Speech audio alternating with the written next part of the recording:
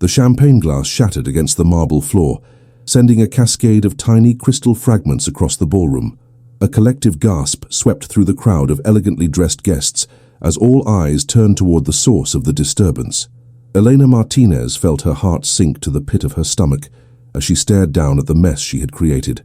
This was not how the evening was supposed to go. Marcus Daniels had been watching the entire scene unfold from across the room. The 45-year-old tech mogul straightened his tailored suit jacket and excused himself from his conversation with a potential investor.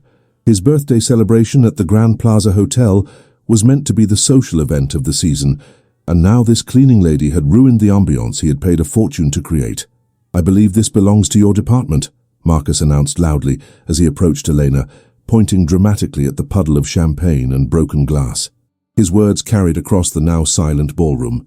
The alcohol in his system had loosened his tongue, washing away whatever filter might have normally tempered his arrogance. Elena kept her eyes down, her cheeks burning with humiliation. "I'm so sorry, sir. It was an accident. I'll clean it up right away." At 36, Elena had spent nearly 2 decades working service jobs, and she had developed a thick skin when it came to difficult clients. But something about the public nature of this humiliation, with hundreds of wealthy onlookers, made this moment particularly excruciating. An accident. Is that what we're calling incompetence these days? Marcus's voice dripped with disdain. "Do you have any idea how much each bottle of that champagne costs?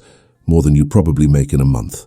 From the corner of the room, Vanessa Collins, Marcus's fiancée, observed the unfolding drama with a mixture of embarrassment and resignation. At 34, the former runway model had grown accustomed to Marcus's occasional public displays of cruelty, especially when he'd been drinking. She took a sip from her own glass and made no move to intervene. "I'll deduct it from my pay," Eleanor offered quietly, already kneeling to begin picking up the larger pieces of glass. A waiter had appeared with a small broom and dustpan, but Marcus waved him away. No, let her handle it. She made the mess." Marcus's smile didn't reach his eyes. "Actually, wait, stand up." It wasn't a request. Elena slowly rose to her feet, still clutching a few pieces of broken glass. She was dressed in the catering company's standard uniform, black pants and a white button-up shirt with a black vest. Next to Marcus in his $3,000 suit, she looked like she belonged in another world entirely. "What's your name?" Marcus asked, his voice suddenly conversational, which somehow made the situation even more uncomfortable. "Elena." "Elena Martinez.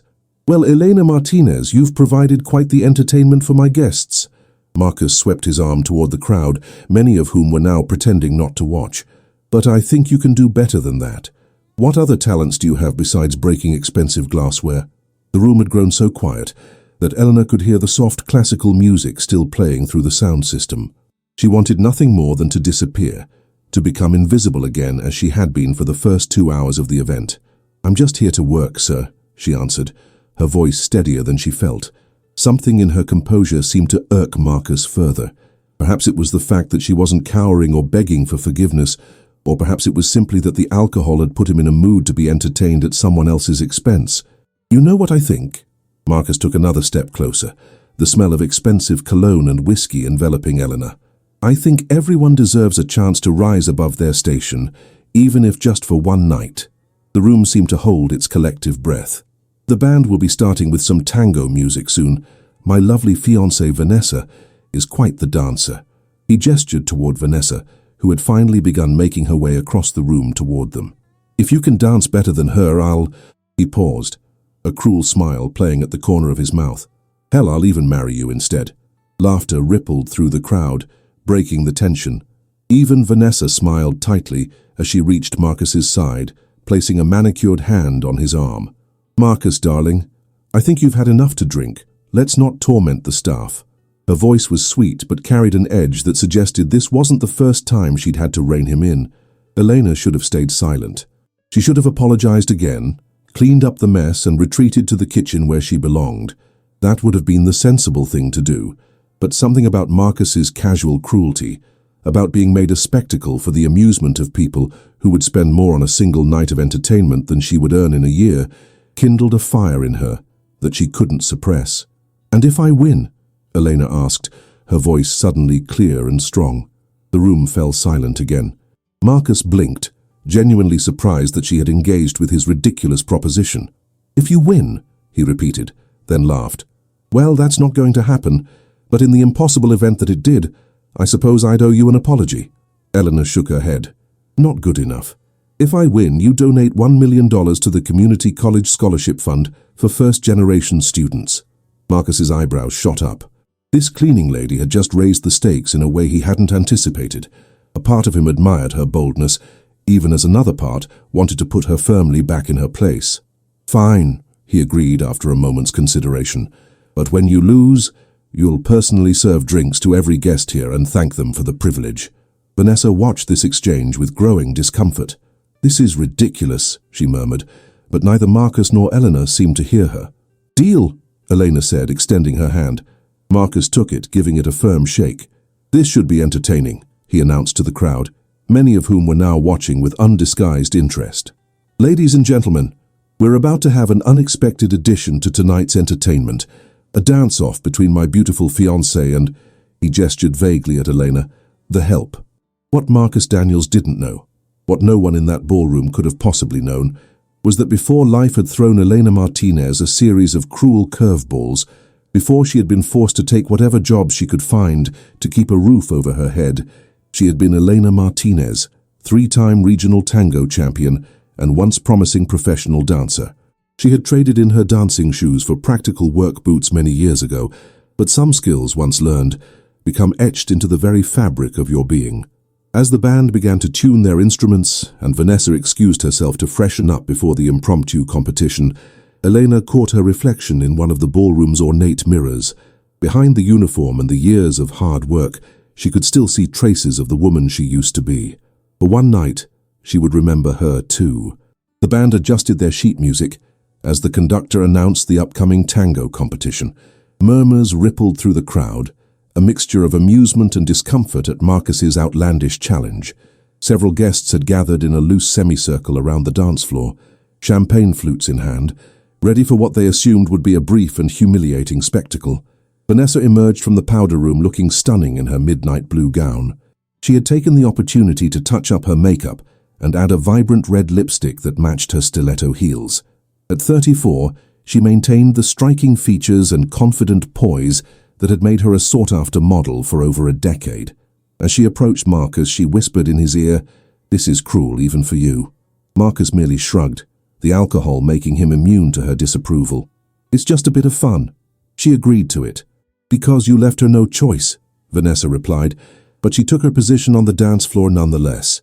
She had spent years learning the proper steps for every formal dance a socialite might need, and the tango was one of her specialties. With her training and natural grace, she felt a twinge of guilt, knowing how outmatched the cleaning lady would be. Meanwhile, Eleanor had slipped into the staff restroom. She stared at her reflection in the harsh fluorescent light, heart pounding. What had she done? For a moment doubt crept in, but then she straightened her shoulders. She removed her black vest and unbuttoned the top button of her white shirt. From her pocket, she pulled a small red lipstick, her one luxury, and carefully applied it. It wasn't much, but it would have to do.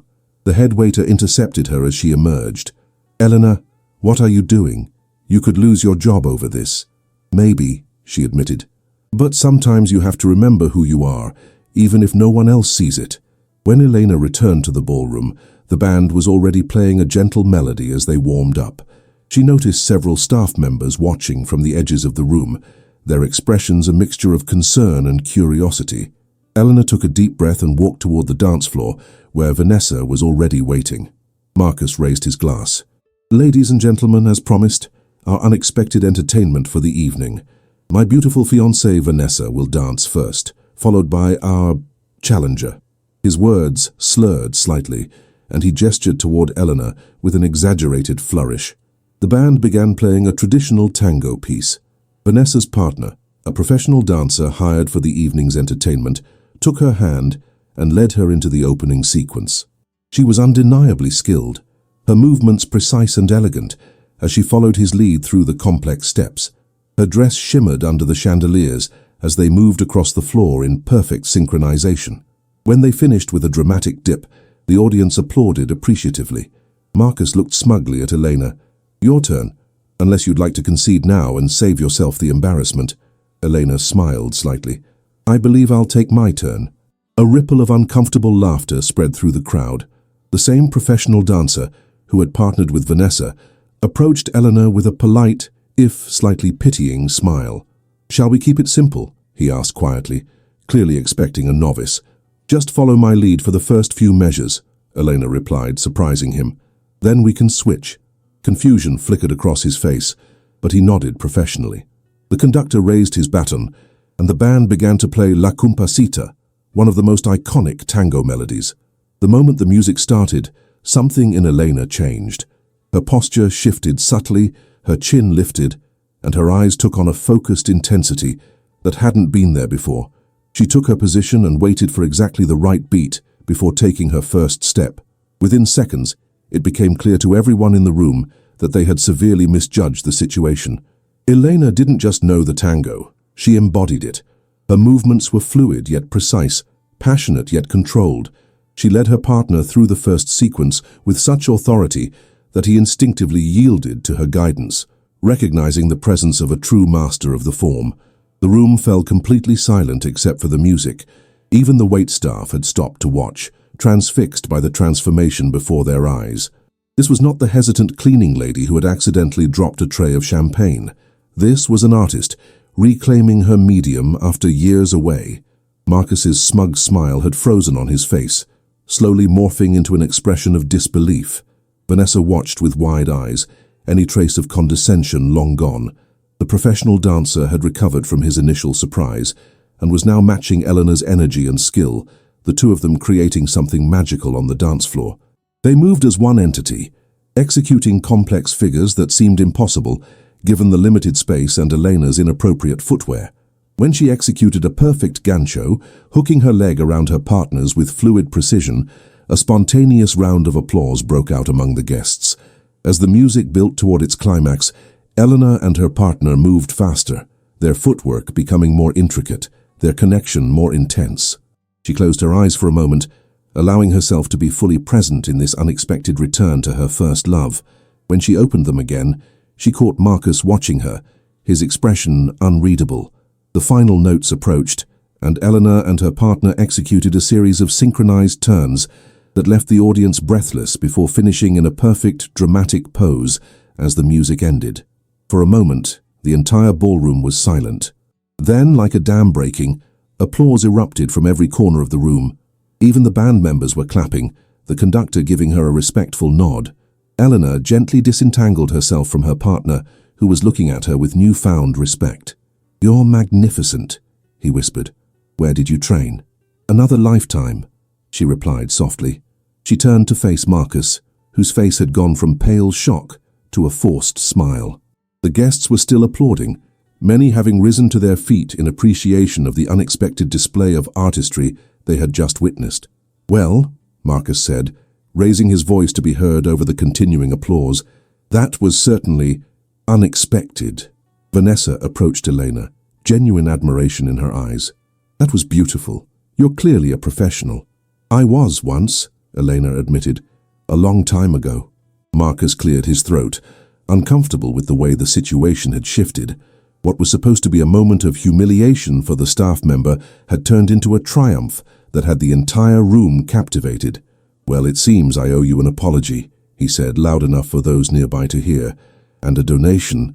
His tone suggested he was trying to be gracious in defeat, though the tightness around his eyes betrayed his discomfort. Eleanor met his gaze steadily. "Yes, you do." "So," Marcus continued with forced joviality, raising his glass again, "as promised, I'll be writing a check to the Community College Scholarship Fund. And as for the other part of the deal," he paused dramatically, looking at Vanessa, then back at Elena. "I suppose I should be marrying you instead." The crowd laughed nervously, recognizing the joke, but also aware of the awkward position their host had put himself in. Vanessa's smile tightened almost imperceptibly. Eleanor stepped forward, her voice clear enough to carry to the back of the room. "Mr. Daniels, I have no interest in marrying a man who would use such a proposal as a way to humiliate someone he considers beneath him." The room fell silent once more. Marcus's face flushed, a mixture of embarrassment and anger flashing in his eyes. "Perhaps," Elena continued, You should consider whether the woman who has actually agreed to marry you deserves someone who would joke about replacing her so casually." With that, Elena turned and walked off the dance floor with the same grace she had shown during her performance. As she passed the stunned waitstaff, she murmured, "I should get back to work now." But the head of catering stepped forward. "Take the rest of the night off, Elena, with pay." He glanced toward Marcus, then back at her. "I think you've earned it." As Elena made her way toward the staff exit, she could feel Marcus's eyes following her. She didn't look back. Some victories were best savored in private. 3 weeks had passed since the night of the Tango. Elena had expected to be fired from the catering company, but instead she had received a promotion. Word of her performance had spread quickly through the city's social circles, and suddenly the presence of the dancing server became a sought-after addition to high-end events. She had declined these offers, preferring to remain behind the scenes, but accepted the position of assistant event coordinator with its welcome increase in pay. On a crisp Wednesday afternoon, Elena was reviewing table arrangements for an upcoming charity gala when the receptionist called up to inform her that someone was waiting to see her in the lobby. When she asked who it was, the receptionist lowered her voice. "It's Marcus Daniels." Eleanor's stomach tightened. She had successfully avoided thinking about that night and the man who had tried to humiliate her. After a moment's hesitation, she said, "Tell him I'll be down in 5 minutes." When she entered the lobby, Marcus was standing by the window looking out at the busy street. He was dressed more casually than she had seen him before, dark jeans and a light blue button-down shirt instead of his usual tailored suit. He turned when he heard her approach, and she was struck by how different he looked in the daylight, without the artificial glamour of his birthday celebration. "Ms. Martinez," he said, his tone formal. "Thank you for seeing me." "Mr. Daniels," she replied, equally formal. "What can I do for you?" He seemed to struggle with his words, which surprised her. In their previous interaction, he had been nothing if not confidently articulate, albeit cruelly so. "I wanted to apologize," he finally said. "My behavior at my birthday party was inexcusable." Elena studied him, trying to determine his sincerity. "Apology accepted," she said after a moment, her tone neutral. "Is there something else?" Marcus looked taken aback by her response. Perhaps he had expected more resistance, more anger. "Yes, actually. I wanted to let you know that I've made the donation we agreed upon. $1 million to the Community College Scholarship Fund." "That's very generous of you," Elena said, genuine appreciation in her voice, despite her reservations about the man standing before her. "It wasn't generosity. It was our agreement." He paused, then added, "Though I would have done it anyway after seeing you dance." An uncomfortable silence stretched between them. "You were incredible," Marcus continued. "I've never seen anything like it. Where did you learn to dance like that?" Elena hesitated, unused to sharing personal details with clients, especially ones who had treated her poorly, but something in his expression, a genuine curiosity perhaps, made her answer. "My father was a dance instructor. He taught ballroom and Latin dances to wealthy clients, but his true passion was the tango. He taught me from the time I could walk." She smiled slightly at the memory. "I competed professionally until I was 28. "What happened?" Marcus asked. "If you don't mind my asking." Elena's expression closed slightly. "Life happened, Mr. Daniels. Not everyone has the luxury of pursuing their passions indefinitely." He nodded, accepting the gentle rebuke. "I deserved that." He looked around the lobby, then back at her. "Would you have coffee with me sometime? I'd like to talk more, perhaps make proper amends." Elena raised an eyebrow. "What about your fiancé?" Marcus's expression shifted, a flash of something, regret, sadness, crossing his features. "Vanessa and I are no longer together. She ended our engagement the day after my birthday party." "I'm sorry to hear that," Elena said, and was surprised to find she meant it. "Don't be. She was right to do it." He met Elena's gaze directly. "Your words that night, they hit home for both of us." Elena remembered what she had said about whether Vanessa deserved someone who would joke about replacing her so casually. She hadn't expected her words to have such consequences. "Coffee?" Marcus asked again. Elena considered him for a long moment. "No," she said finally. "I don't think that would be appropriate."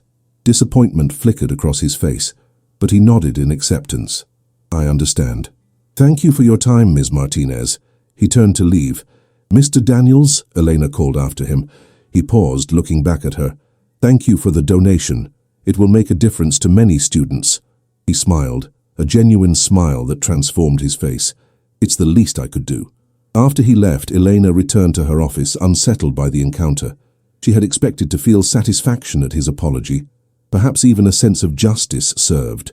Instead, she felt oddly hollow, as if something had been left unfinished between them.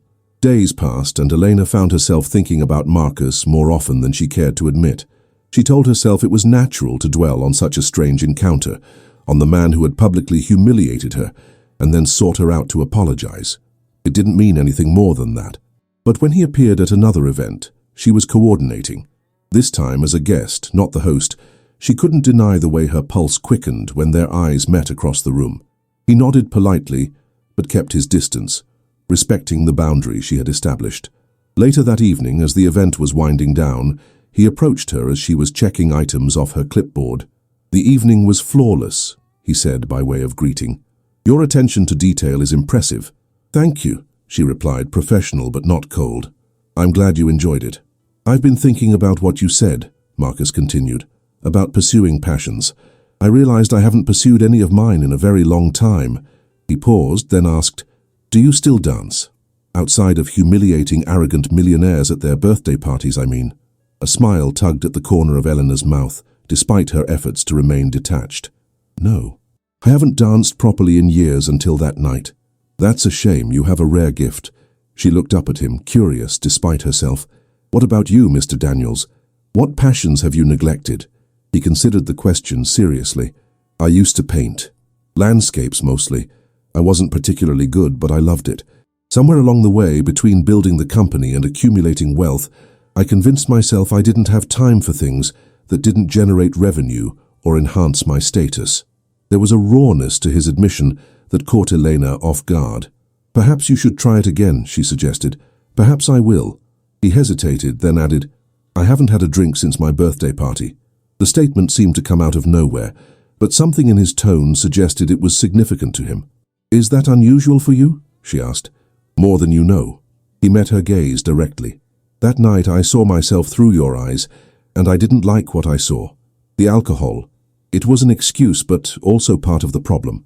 Elena didn't know how to respond to such unexpected vulnerability from a man she had only known as arrogant and cruel. Before she could formulate a reply, they were interrupted by the event planner calling for her assistance with a departing guest. "I should go," Elena said. Marcus nodded. "Of course. Good night, Miss Martinez."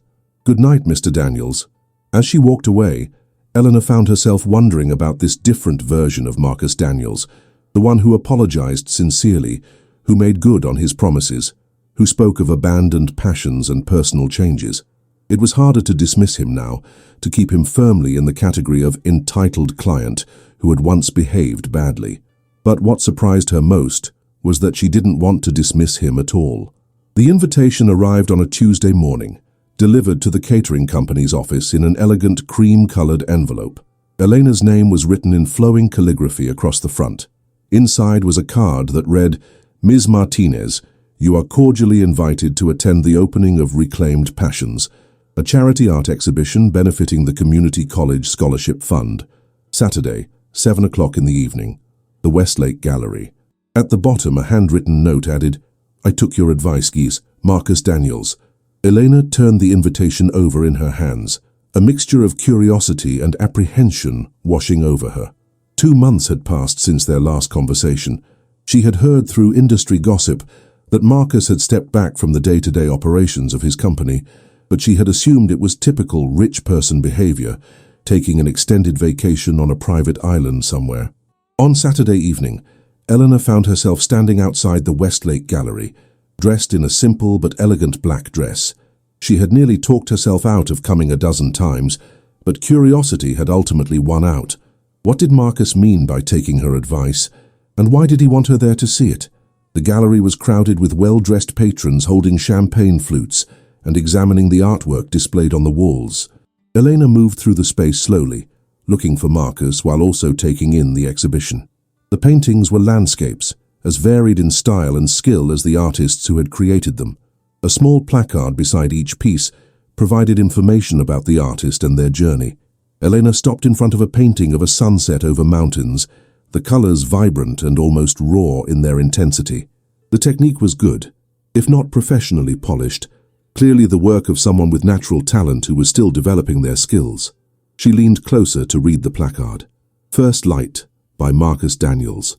After 15 years away from the canvas, I returned to painting as a way to reconnect with myself and the world around me.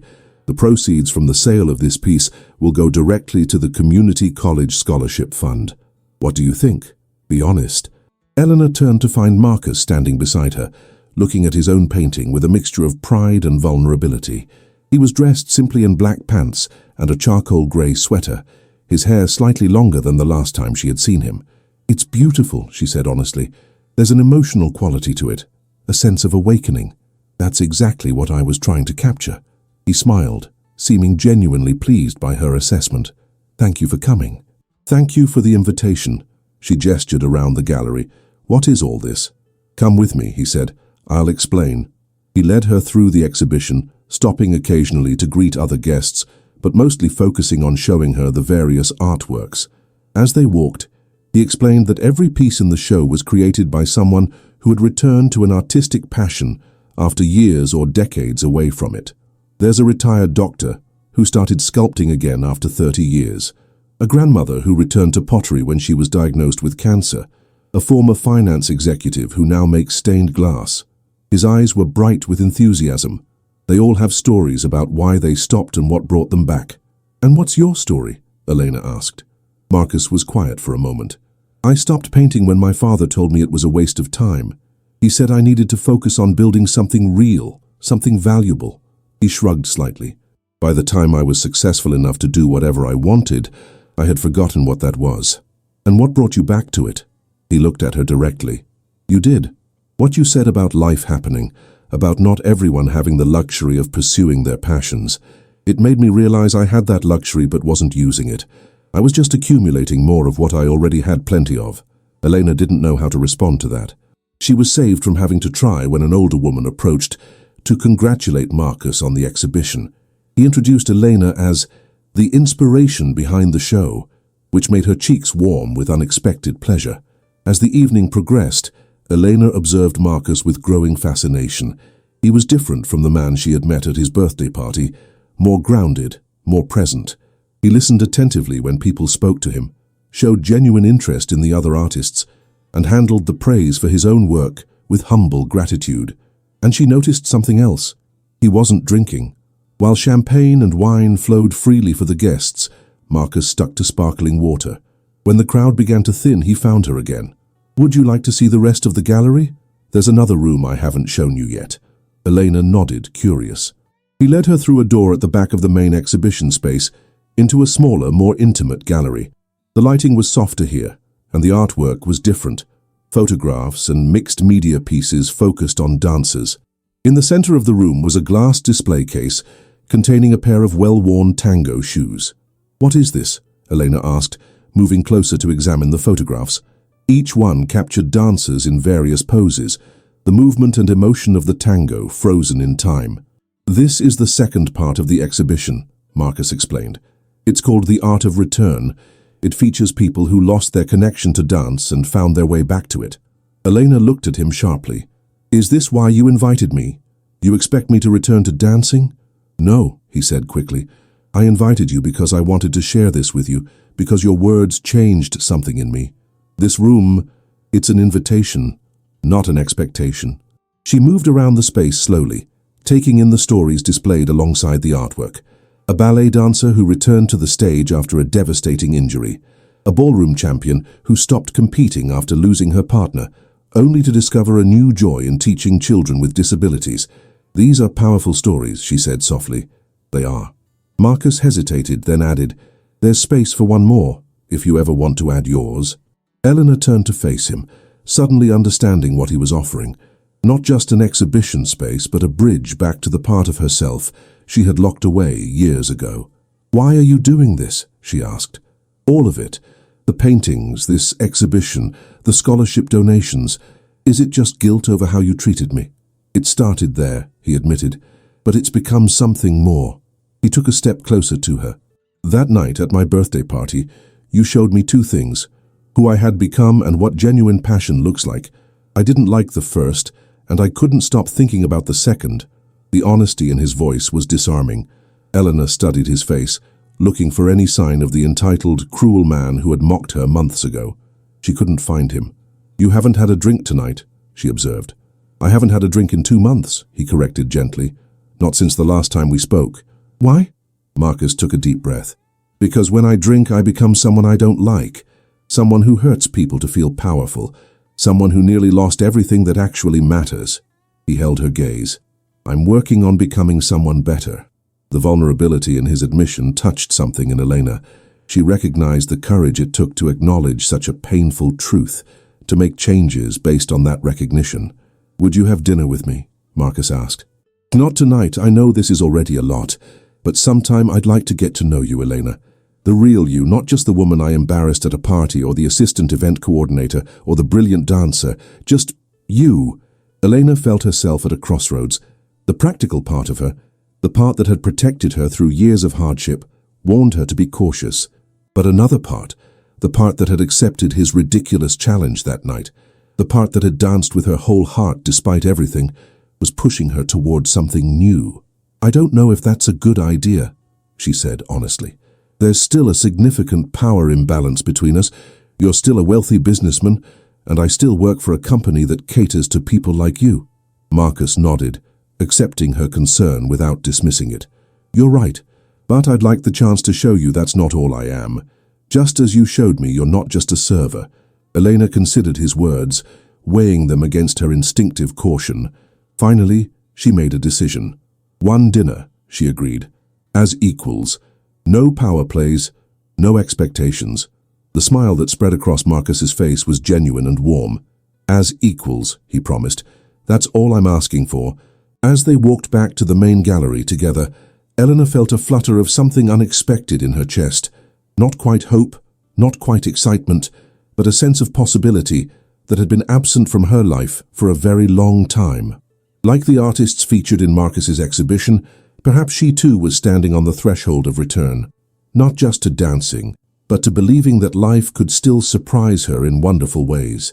The restaurant Marcus had chosen for their dinner was elegant without being ostentatious.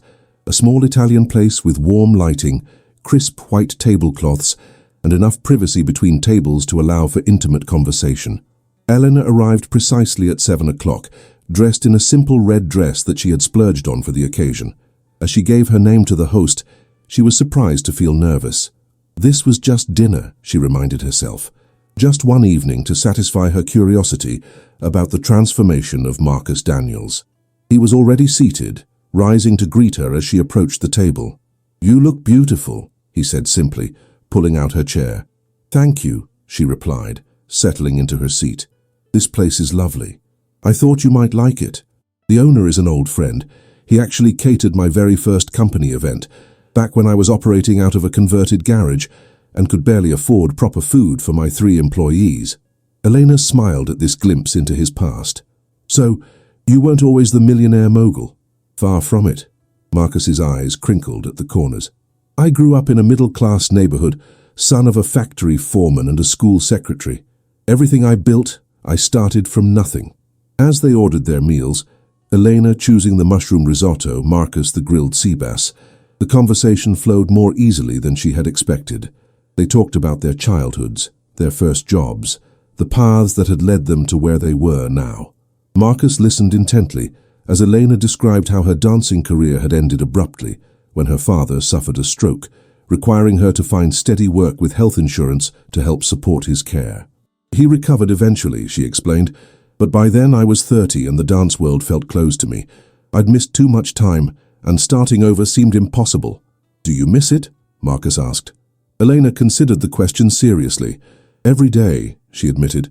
"When you've moved through the world that way, when music translates directly into motion in your body, regular life feels very still in comparison." "That night at my birthday party, was that the first time you'd danced since then?" "In front of people, yes," she smiled slightly. "But I still dance in my kitchen sometimes when no one's watching." Their meals arrived, temporarily pausing the conversation. As they began to eat, Elena noticed again that Marcus wasn't drinking wine with his dinner.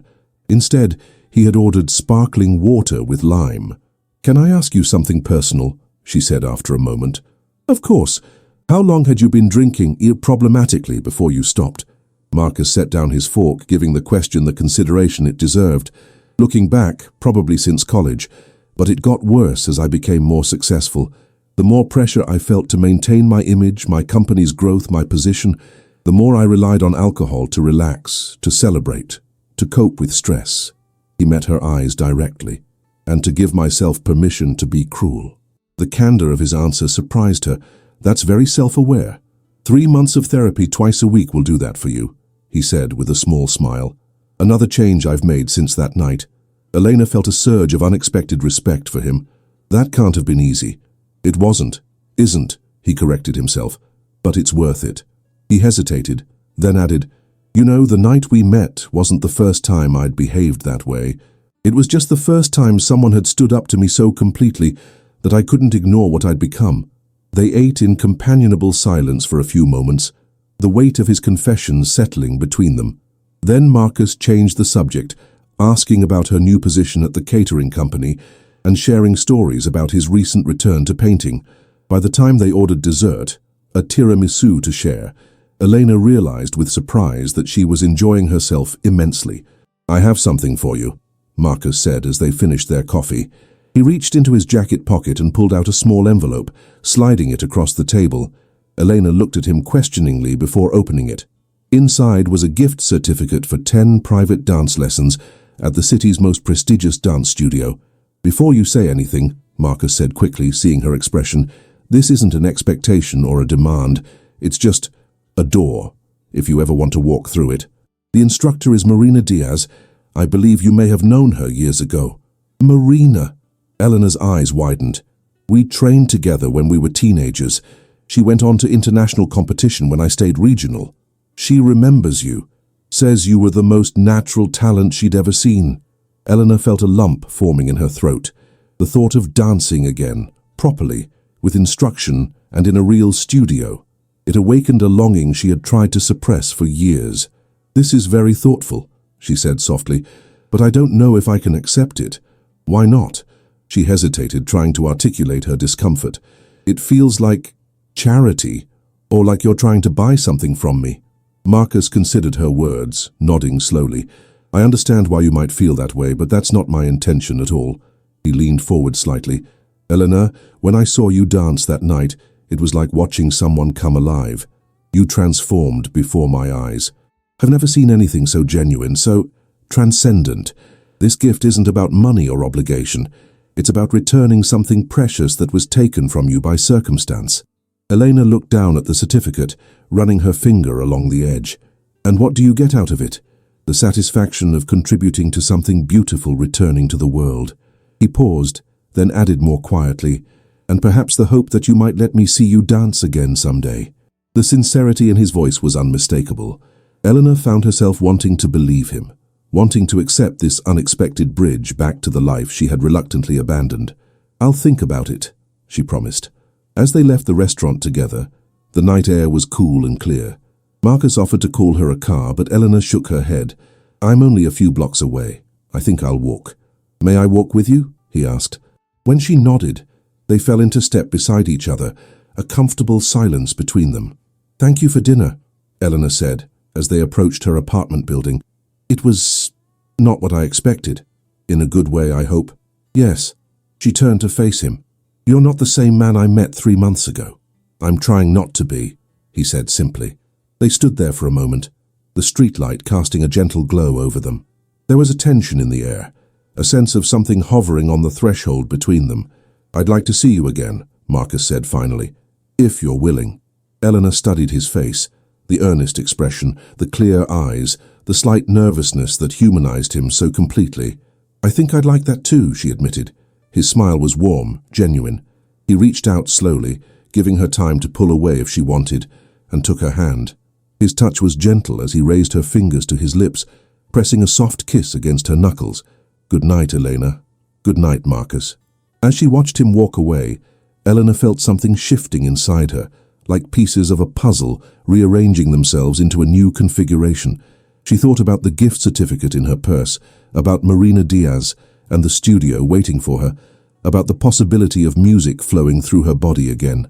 And she thought about Marcus, not the arrogant millionaire who had tried to humiliate her, but the man who had recognized his flaws and worked to change them, who had rekindled his own abandoned passion and now offered her the chance to reclaim hers. 3 weeks later, Eleanor stood in the center of a polished wooden floor surrounded by mirrors. Marina had welcomed her like a long-lost sister, embracing her tightly and exclaiming over how long it had been. The studio was empty except for the two of them, a private session as promised. "Are you ready?" Marina asked, her hand hovering over the sound system. Elena took a deep breath, feeling simultaneously terrified and exhilarated. "I'm ready." The music began, the familiar haunting notes of a tango she had once known by heart. For a moment, Eleanor stood frozen, overwhelmed by doubt. Could she still do this? Had she lost too much time, too much of herself? But then her body remembered what her mind feared it had forgotten. Her feet began to move, tentatively at first, then with growing confidence. Marina watched, eyes shining, as Elena surrendered to the rhythm, to the muscle memory that had been waiting patiently all these years.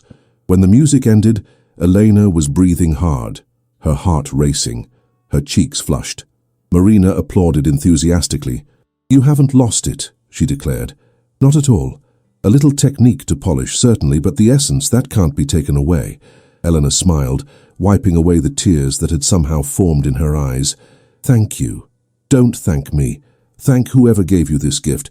They knew exactly what you needed." After the lesson, Eleanor sat on a bench outside the studio, her body pleasantly sore in ways she had almost forgotten. She pulled out her phone and, after a moment's hesitation, called Marcus. "Elena," he answered, pleasure evident in his voice. "How are you?" "I just finished my first lesson with Marina," she told him. "It was incredible. I can't thank you enough." "You don't need to thank me. How did it feel?" "Like coming home," she said honestly. "Like finding a piece of myself I thought was gone forever." There was a pause, then Marcus asked, "Would you have dinner with me again tomorrow night? There's something I'd like to ask you." Eleanor agreed, curious about what he wanted to discuss. When they met the following evening at a quiet cafe near her apartment, Marcus seemed nervous, fidgeting with his napkin in a way she hadn't seen before.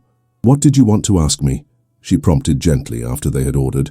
Marcus took a deep breath. "I've been thinking about this for weeks. The exhibition was successful. We raised over $2 million for the scholarship fund. I want to do more with it. Create something lasting." He met her eyes. "I'm establishing a foundation to provide arts education and opportunities for people who've had to abandon their passions due to financial or personal hardship, and I'd like you to run it." Eleanor stared at him, speechless. "Me? But I don't have any experience in running a foundation." "You have the most important qualification. You understand exactly what it means to have to give up something you love, and what it takes to find your way back to it." He leaned forward.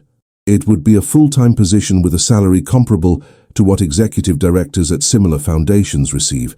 You'd have autonomy to shape the programs, select recipients, build partnerships with arts organizations." "This is overwhelming," Eleanor admitted. "Why me? Is this because we're—" She gestured between them, unsure how to define what they were becoming to each other. "No," Marcus said firmly. "This is because you're the right person for it. Your experience, your empathy, your understanding of both the arts world and the realities that can pull people away from it. The fact that we're developing personal feelings for each other is separate, though I won't pretend it isn't happening." His eyes softened. "I care about you, Elena. But this offer stands regardless of where our personal relationship goes." Elena considered his words carefully. The opportunity was extraordinary, a chance not only to reconnect with the arts world herself, but to help others do the same, to transform what had been a painful chapter in her life into something that could benefit countless others. "I'd like to think about it," she said finally. "This is a big decision." "Of course," Marcus agreed immediately. "Take all the time you need." Over the next few weeks, as Elena continued her dance lessons and spent more time with Marcus, she found herself seriously considering his offer. They grew closer, sharing meals, attending performances together, talking for hours about their hopes and fears. She watched him navigate 6 months of sobriety with determination and humility, never making excuses for his past behavior, but also not allowing it to define him. One evening, After they had attended a tango performance together, Marcus invited Elena back to his home for the first time. His penthouse was spacious and luxuriously appointed, but what caught her attention immediately was the painting studio he had set up in what had once been a formal dining room. Canvases in various stages of completion were propped against the walls, and the smell of oil paint hung in the air. "This is where I spend most of my time now," he told her, showing her his latest work, a painting of a woman dancing, her face in profile, her body a blur of motion and color.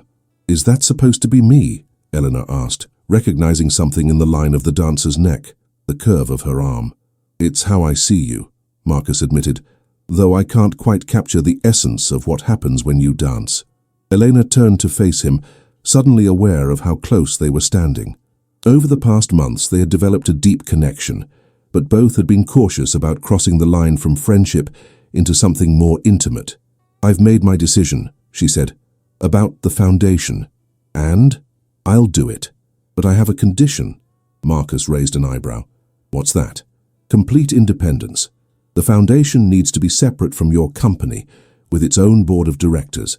I need to know it's not just your pet project that could be abandoned if—" She hesitated. "If things don't work out between us personally," he finished for her.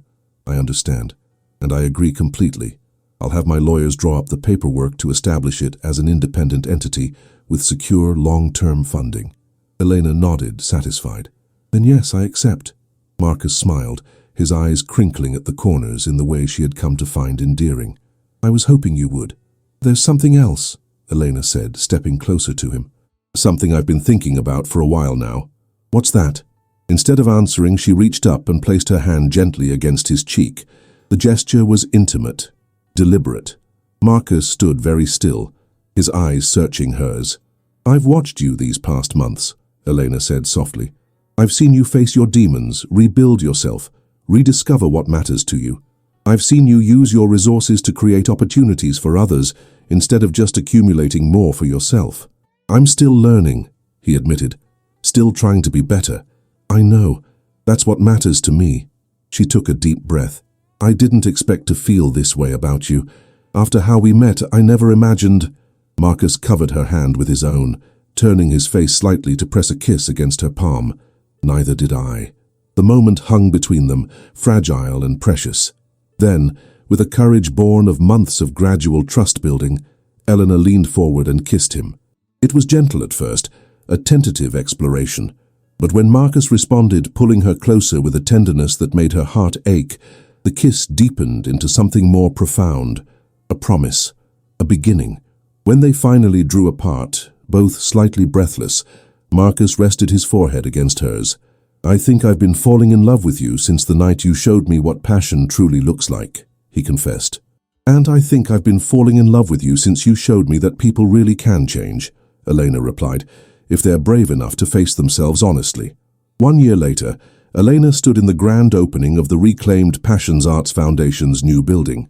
The space housed dance studios, painting ateliers, music rooms, and a small performance theater.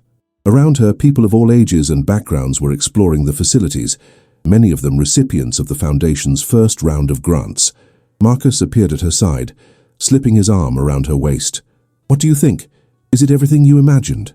Eleanor leaned into him, surveying the space that had once been just a concept discussed over dinner. "It's more," she said honestly. "So much more." They had built something beautiful together, not just the foundation, but a relationship based on mutual respect, genuine affection, and the shared experience of reclaiming parts of themselves they had thought lost forever. Marcus had maintained his sobriety for 18 months now, finding healthier ways to manage stress and celebrate successes. Elena had returned to dancing, not as a competitive career but as a vital part of her life, teaching weekend workshops at the Foundation for others who had been away from their art for too long. "You know," Marcus said thoughtfully, watching a former ballet dancer in her 60s, guiding a group of teenagers through basic positions, "if you hadn't accepted my ridiculous challenge that night, none of this would exist. And if you hadn't been such an insufferable jerk," Elena teased, "I might never have had the satisfaction of proving you wrong so spectacularly." He laughed, pulling her closer. "So what you're saying is, my worst behavior led to my best life." Something like that, she agreed, turning in his arms to face him, though I prefer to think of it as both of us finding our way back to who we were meant to be all along. As the sound of music and laughter filled the space around them, Eleanor stood on her toes to kiss the man who had once mockingly proposed to her as a form of humiliation. Life had taken them both on unexpected detours, through loss and hardship and the abandonment of dreams. But sometimes, if you're brave enough to try again, to open yourself to new possibilities, those detours can lead you exactly where you need to be. If you've made it this far, please leave a like and subscribe to the channel. It's just 2 clicks for you, but it means so much to me. Comment what you thought of the story. Thank you from the bottom of my heart for staying with me until the end, and I'll see you next time.